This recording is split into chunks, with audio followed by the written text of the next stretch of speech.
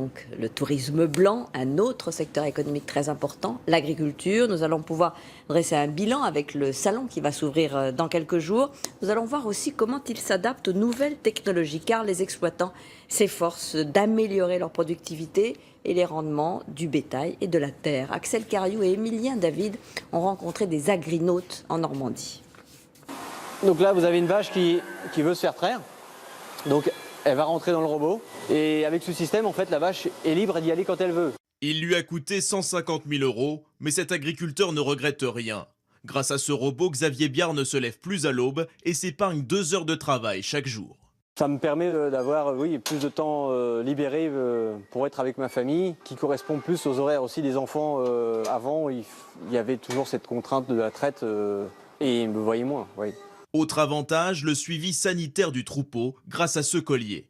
Il permet de mesurer l'activité de la vache, les déplacements de la vache, pour voir si elle est malade, voir si elle est en chaleur. Chaque fois qu'une bête se présente, le collier transmet toutes les informations au robot, des données consultables depuis n'importe quel ordinateur ou smartphone.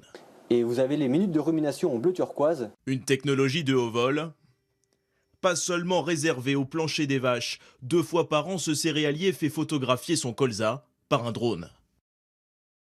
Les clichés permettent d'évaluer la biomasse, dans quelle zone de la parcelle les plantes se développent bien, dans quelles autres il faut ajouter de l'engrais. Après avoir fait le passage du drone, on va pouvoir moduler les doses d'azote et donc amener la bonne dose au bon endroit. Les modulations m'ont permis d'économiser un SMIRMORC d'azote liquide, ce qui représente environ 15 000 €. Des économies, ce cultivateur en réalise beaucoup grâce à l'autoguidage par GPS. Donc là, vous voyez, je tiens plus le volant et le tracteur se conduit tout seul.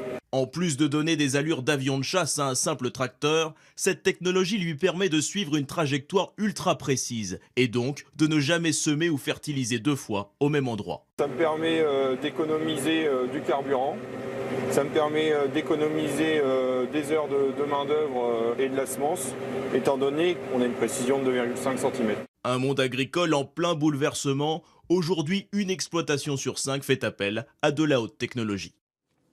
Parlons de sport à présent.